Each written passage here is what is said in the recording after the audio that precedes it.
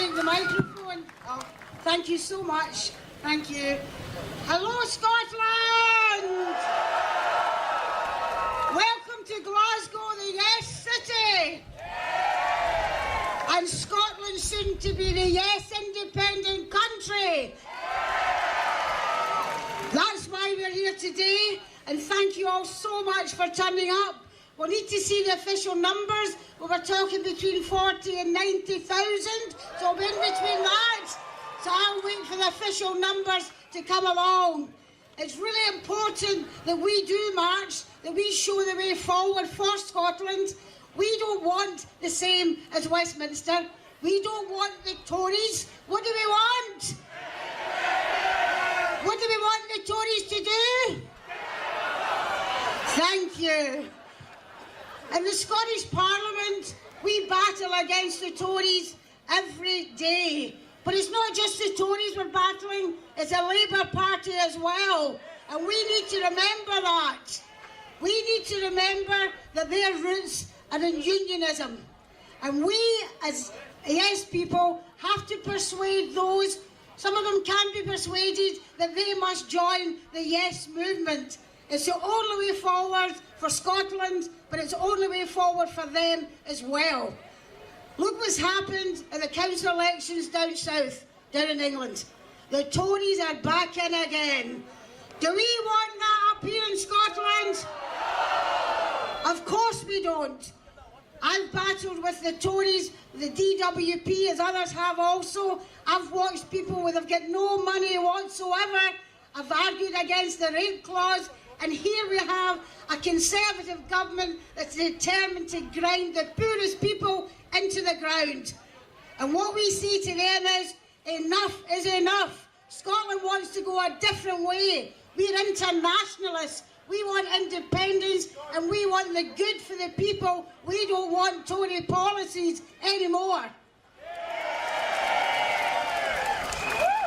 What we've got to do is ensure that we work together, ensure that we can do it, and we can. Now we've got the situation where they're challenging the Scottish Parliament and the Scottish Parliament powers. Well, I'll tell you something, I marched as well as others did as well on the days when we didn't have a Parliament, and I'm damn sure they're not going to take it away from me now, and they're not going to take it away from you either. If they get their way, they will have the powers of the Scottish Parliament under lock and key for 7 years. Let's put that in perspective. That's nearly 2 parliamentary terms. And we've got to look at it at that. When it comes to our next election, these powers can be locked away. And what are they going to do about it? We need to ensure that we have another referendum, at least in the next year, in 2019.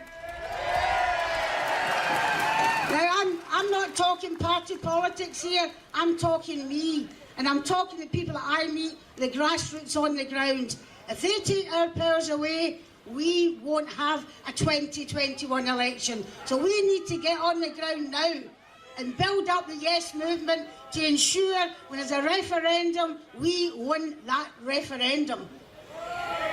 And I'm telling you right now, when I look around here and I see not just the faces, but all the flags, Catalonia, Germany, Scotland, it's unbelievable. We are truly internationalists and we want justice. We want our people to be free and we want our country to flourish.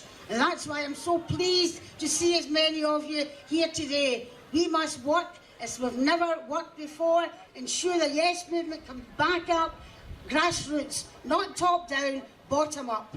That's the way we'll win a referendum. And before I finish and let the next speaker on, I want to say thank you, Catalonia, Vista Catalonia, Vista Catalonia. These people came and helped us. I went over there, I've been over twice, 3 times during the referendum, and they were absolutely wonderful. And we must stand up for them, because justice is at the heart of everything. If we don't stand up for the oppressed, then we will become the oppressed. So let's get out there, let's work, more marches, let's knock doors, get out and about, get there and get that yes vote. 2019, I'm not predicting, but that's what I'd like to see. Thank you so much. Thank you.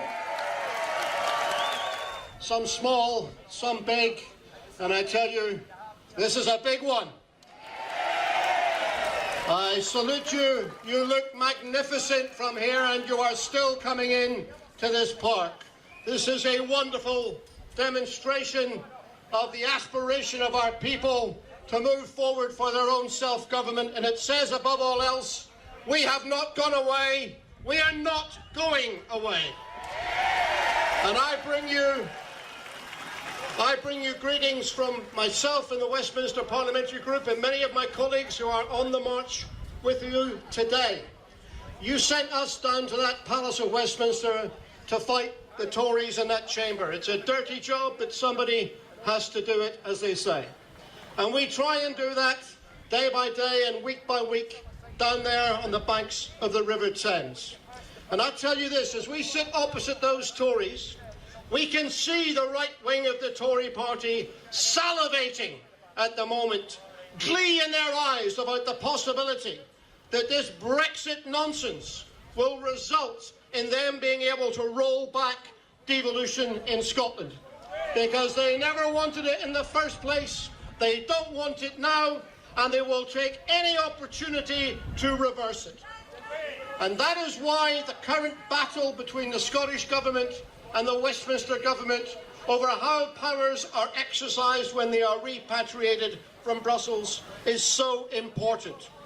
We have offered them the opportunity to work in cooperation, to do the sensible thing, and to allow these powers to come back to Scotland and to be exercised in a partnership with other parts of the United Kingdom where that is necessary and desirable. But that isn't good enough for the Tories.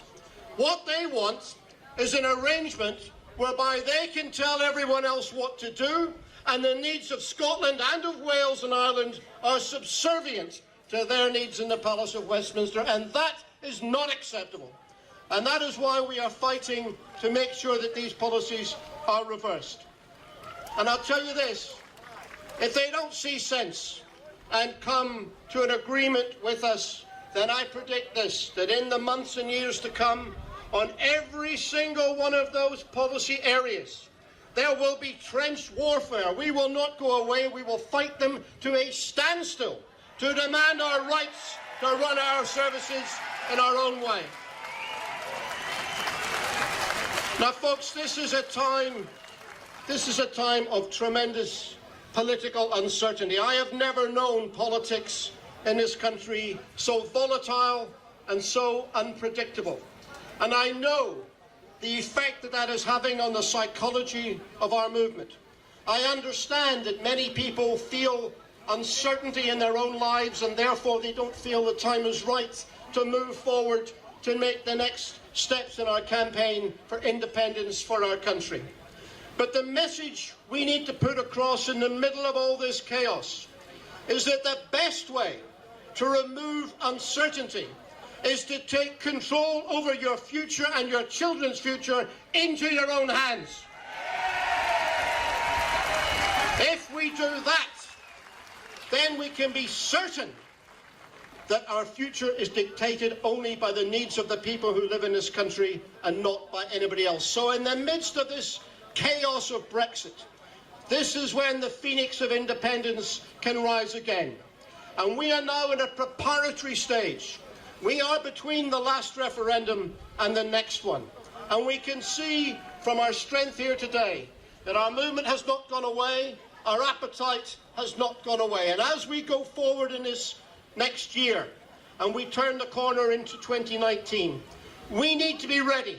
I don't know, it could come at any stage, but we need to get ready now, because we will be called upon to take our country forward in the very near future.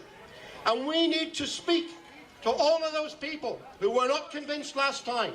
We need to talk to the 55%. One at a time, bring them over to realise that the best future for themselves and their families is to embrace the cause of self-government and to take power into their own hands. And friends, I want to leave you with two words, two ideas. things that are thrown against our movement all of the time, and they are separation and solidarity. Our opponents accuse us of being separatists, of wanting to put up barriers, of wanting to walk away. I'll tell you, they would be grateful if we did walk away, but we aren't going anywhere. Our message is that in this part of the island of Britain, the people who live here are the ones who should be in control. And if we get control of our own country, we will use that not just for the benefit of the people who live here, but you can bet that we will demonstrate solidarity with ordinary working people the length and the breadth of this island. And we will use that power to change Britain as well. That is the power that we can unlock with independence. We can not only take control of our own country, but we can make Scotland a force for progress and good in these islands and in this world. Let us go forward. Thank you. Nice of you to come along. See you lot at the front. Have you looked behind you?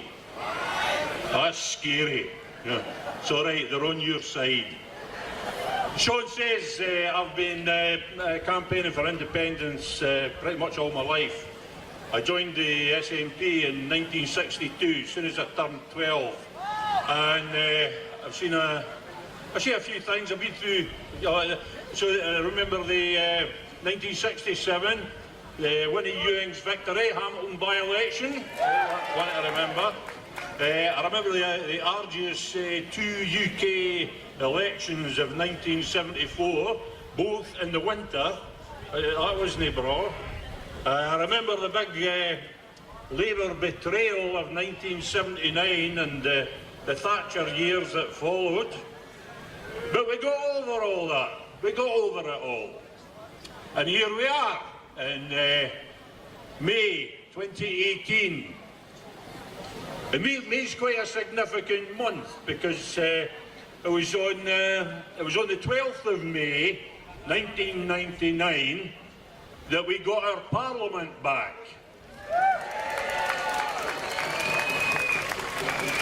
And then it was there was an election on the 3rd of May 2007 that gave the British Party squatting in that Parliament a wee bit of a fright. Because then on the 11th of May, the SNP government was sworn in. Somewhat inconveniently for my rhetoric, it was September before we finally got rid of the derogatory, the derisory Scottish executive, and Scotland got its first real government of the modern age. So there we are, a real parliament, a real government. And now that's all under threat. It is all in real and imminent danger. Over all those years that I was talking about, the 50-odd years that I've been part of this campaign for independence, I've felt many things. I felt great exhilaration. I've felt bitter disappointment. I've always felt quietly confident that we would succeed. We would be independent. Lately, I've felt something different. I've felt anger, and I've felt fear.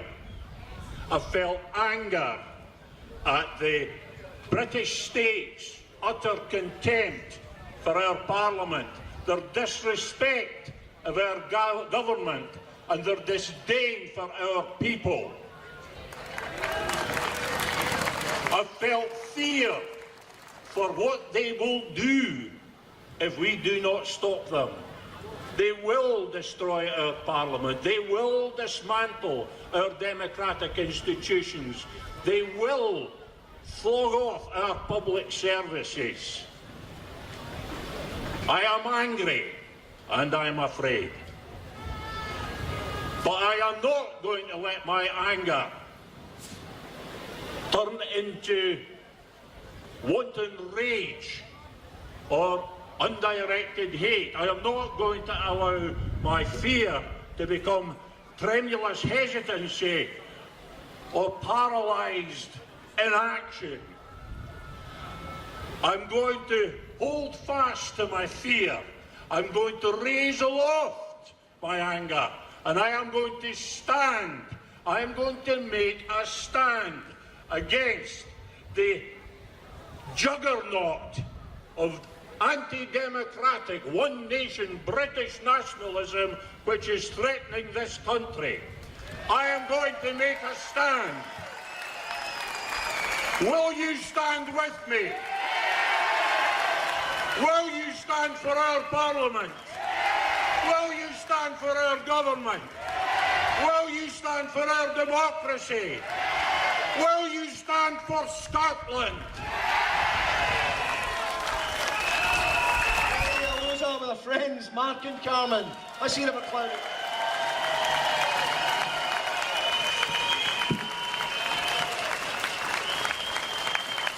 Good afternoon, and thank you for inviting us in this very special event.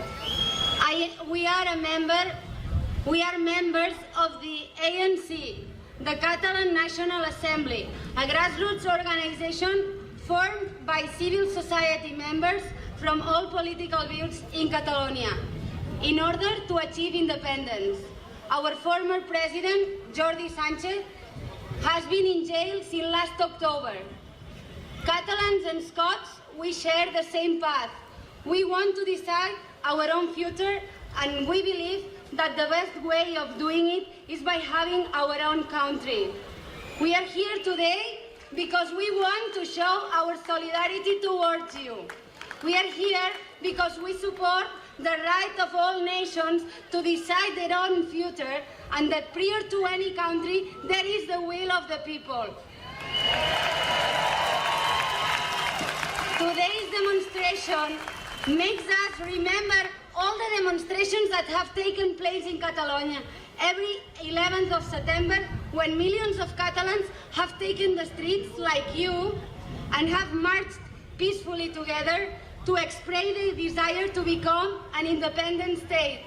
Nowadays, people in Catalonia are demonstrating against the repression of the Spanish state and to claim freedom for all the political prisoners. As you know, after years of mobilizations, in September 2015, pro-independence parties obtained a majority of seats in Parliament. The government, headed by the President Carles Puigdemont, approved a law to have a referendum on independence and called all Catalans to vote on the 1st of October. The Spanish government put all mechanisms in place to prevent out voting.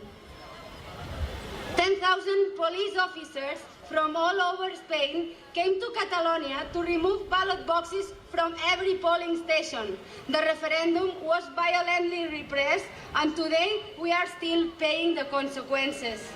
Since that day, 2 grassroots leaders and 9 members of government are in jail.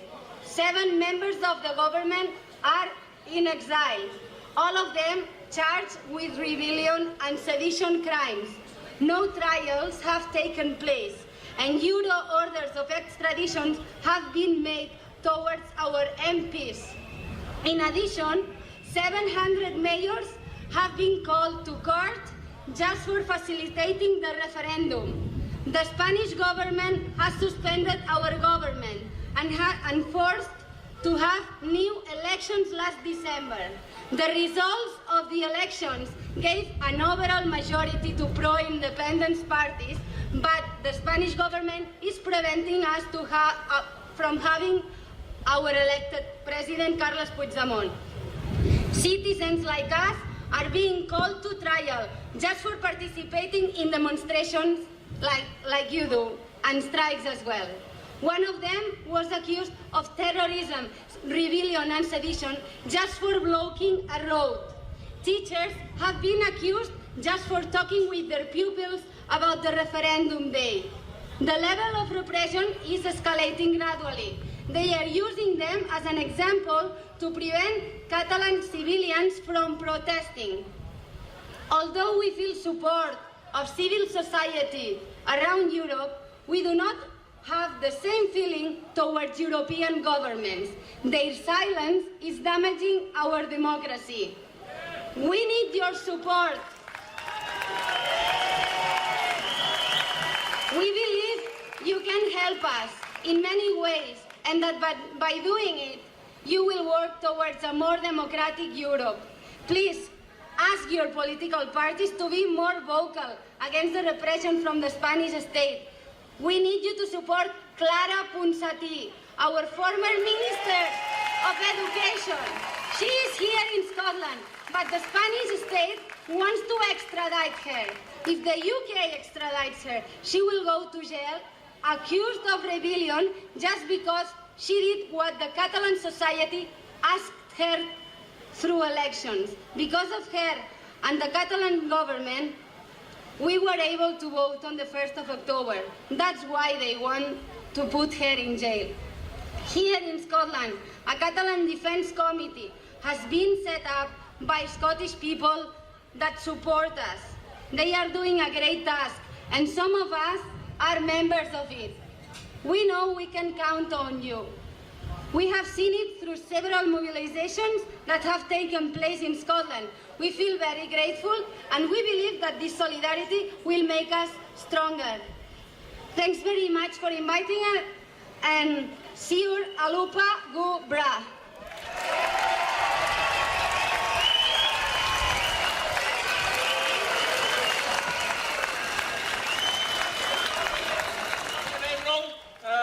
I'm Matt Campbell Sturgis, and if the double-barreled name and the accent and the introduction didn't give the game away, I'm English.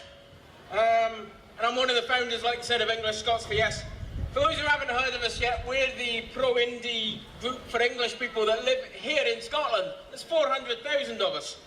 And our job for the last 4 years has not only just been to persuade them 400,000 that we should vote yes, it's also been to tell the rest of the nation that no, there's no anti-Englishness in the Yes campaign. The Yes movement, as our motto put it, because it's not about where you were born, but where we are going together as a country.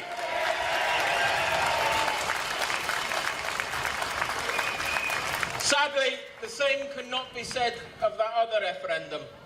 The xenophobic attitudes we've seen from a minority since the Brexit vote has been sickening to behold, and it's made me just a wee bit ashamed of the nation of my birth. We've seen people intimidated and attacked on the streets, communities split. We've seen the Tory government in Westminster have Home Office goons tell friendly letters to Europeans telling them to get out. But those were just accidental though, just like the ones they said to the deported people from the Windrush generation who've lived here for 30 years. But oh, sorry about that, that was just a wee accident. Truly it's been a tale of two referendums. One joyous, civic, outwards looking at our place in the world, hoping to make Scotland a better place for everyone regardless of origin, and the other a dark Orwellian dystopia where foreigners are despised, alliances are broken, bridges burned, and money seems to be the only thing they care about. Friends, we need to tell Westminster that here in Scotland we don't burn bridges, we build them! In the last month, we've seen the UK's weakest ever Prime Minister stage an audacious power grab. Her European legislation has only one purpose, to keep her in her job. In 2014, we told people if they voted no, Westminster might try and take back devolution. We told them we were told we were scaremongering. The vow would protect Scottish devolution. How wrong that was. Their plans for the Scottish Parliament would effectively shutter the place for 7 long years, where they can pass any laws they like affecting Scotland, and if we say nothing, it means yes, and if we say no, it still means yes. This is the party of the rape clause, remember. We've seen a Home Secretary fall on her sword just to protect the real villain of the piece, the woman who allowed the Windrush deportations in the first place, Theresa May. To coin a phrase, it's mayhem. This dystopian nightmare, sadly, isn't limited to our own shores either. We just heard, over the last year, armed police were beating people for voting, locking them up, exiled an entire government and jailed innocent civilians in Barcelona. Today we stand with our brothers and sisters in Catalonia as they resist. As they stood with us 4 years ago, we're with them now, as a second darkness looks set to cover their land.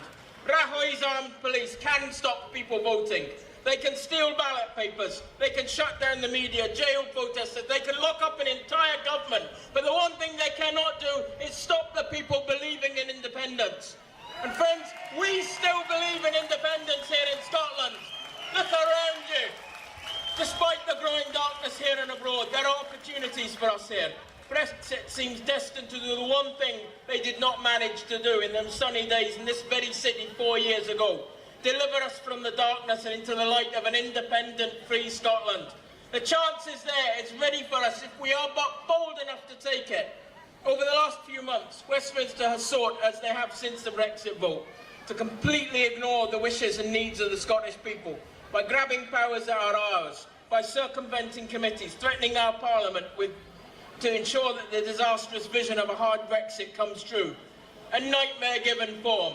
We face being dragged out of the European Union, marched out of the single market, and the protections of the European Court of Human Rights stripped from us. Oftentimes the only time, the last bulwark against the vile machinations of the UK government against its own people, leaving us defenceless and alone. We must say no! No more! The line must be drawn here, this far and no further. We cannot, and I say to you today, we will not accept the future of our nation being decided in Westminster. Independence before Brexit.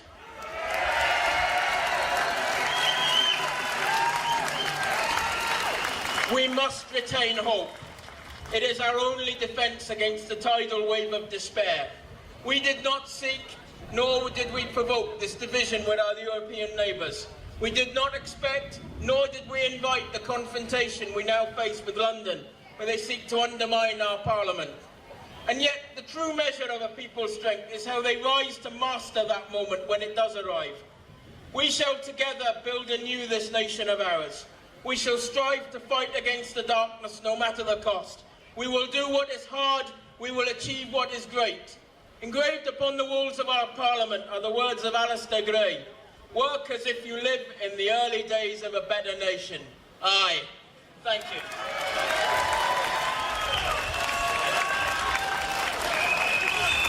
Thanks very much, Sean.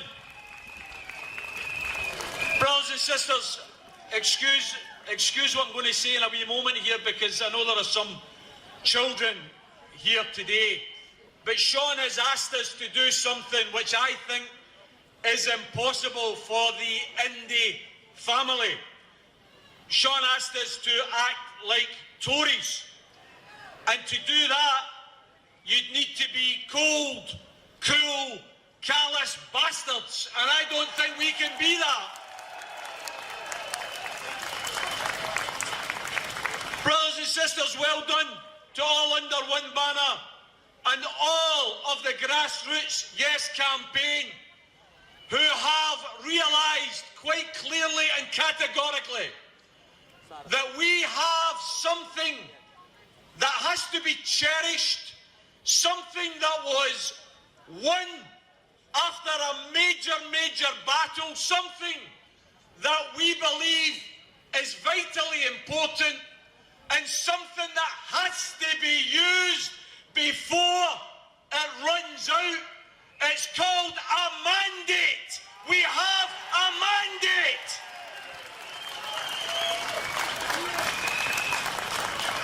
And I think it's clear that the grassroots Yes movement recognises that what was secured at the Scottish Parliament election of 2016, when the people of Scotland knew what they were voting for, all of the Yes parties, SNP and all of the others, they said loud and clear, a vote for us is a vote for Indy Ref 2.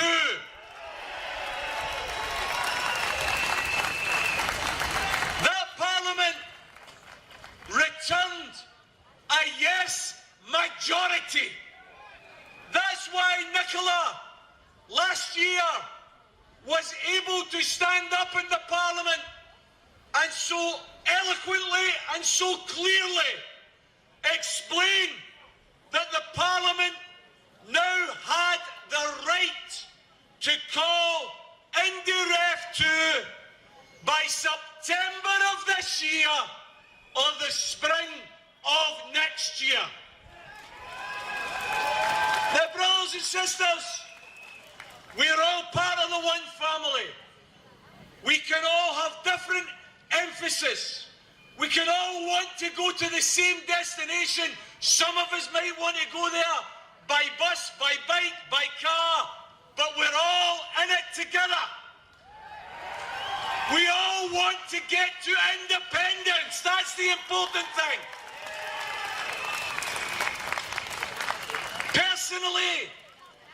Personally, I would rather that at the June conference, the SNP, which is the biggest constituent part of the Yes movement, is the political leadership of the Yes movement. I would prefer at the June conference that they announce we don't need a 12-month campaign. All we need is a short 3-month campaign. Let's go for September 2018.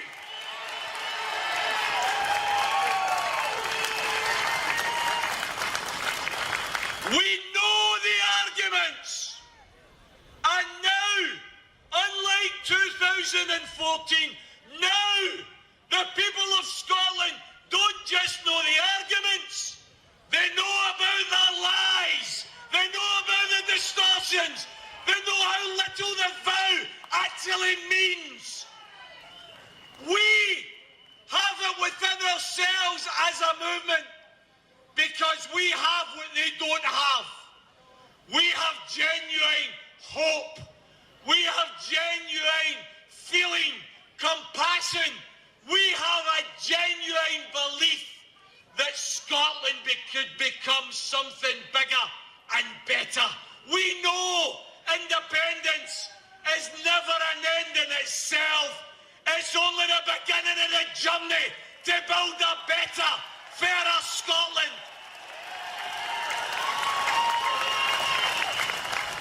A Scotland that invests in its children, its elderly, its schools, its hospitals, not in nuclear bloody weapons that are illegal and immoral.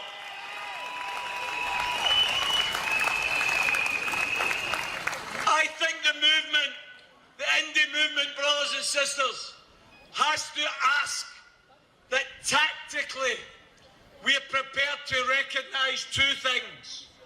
Number one, that the mandate we have was fought for long and hard, and we should use it. But number two, we have a Scottish Parliament whose credibility, in my opinion, is on the line here. If you have a big debate in the Scottish Parliament, if you have a debate, you hear all the sides, and then you have a vote, and you win, it would be wrong then to ignore the will of the Scottish Parliament. Some people believe in the Offensive Behaviour at Football Act. Personally, I don't. But if the Scottish Parliament, after having a vote to repeal that piece of legislation, if the Scottish Parliament was to turn around and say, we're going to ignore the vote, there would be uproar. There would be an outcry because the Parliament had spoken. Brothers and sisters, it's the same in relation to IndyRef 2. The Parliament has spoken. Please don't undermine the credibility of that Parliament, and please don't be swayed by the unionist narrative that tells you we don't have a majority. Brothers and sisters, in October 2013, 11 months before the referendum, the unionist media told us 25% of Scotland supported independence. 11 months later, 35% voted for independence. I'll finish. in this point, brothers and sisters. Last time we started at 25 and we won 45. This time we start at 45. We can win 65. Thanks very much, brothers and sisters. Thanks for that, Tommy.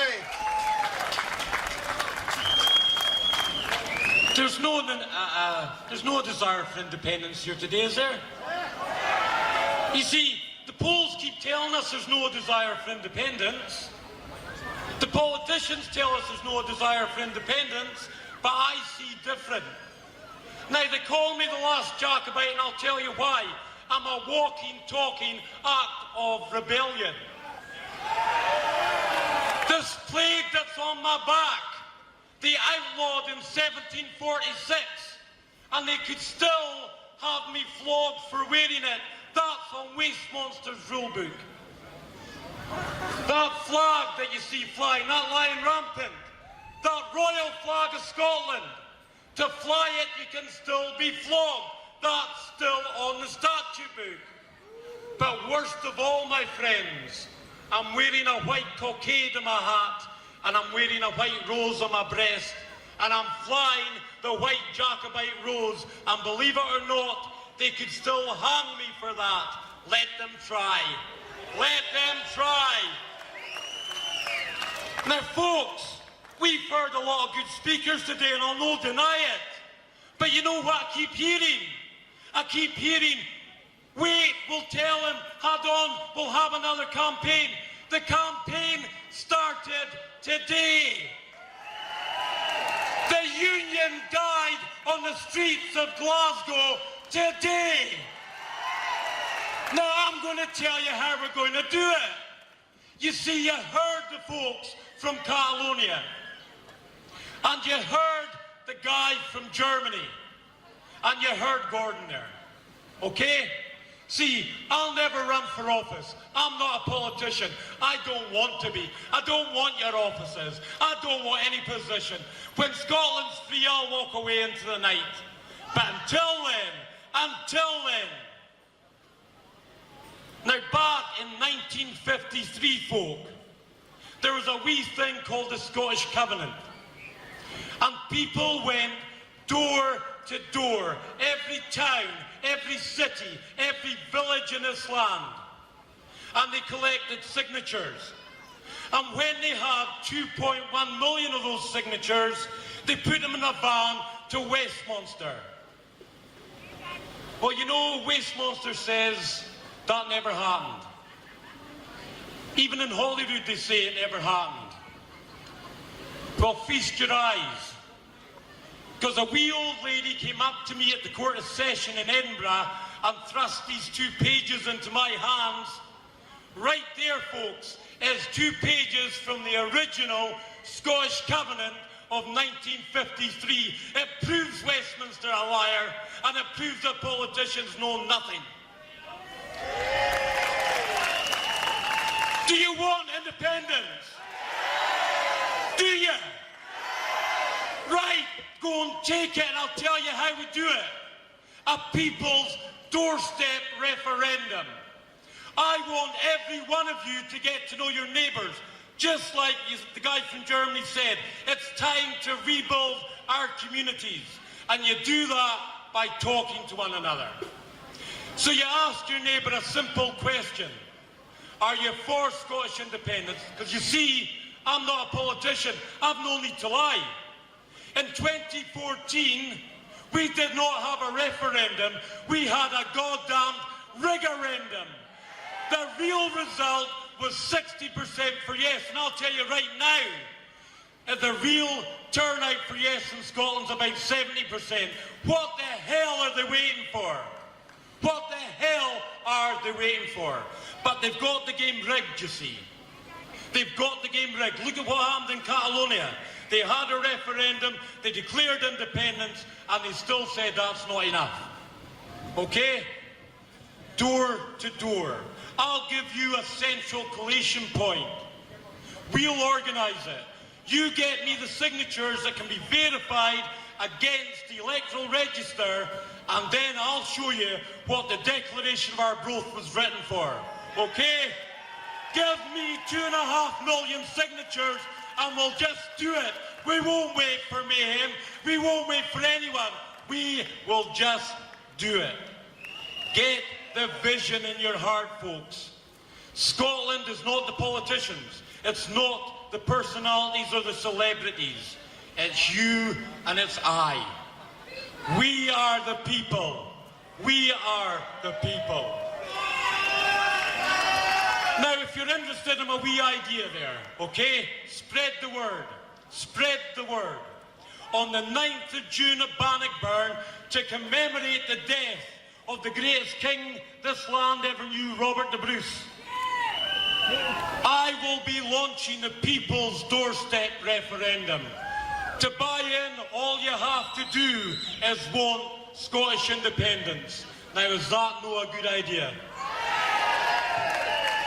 Soralba, Gubrath.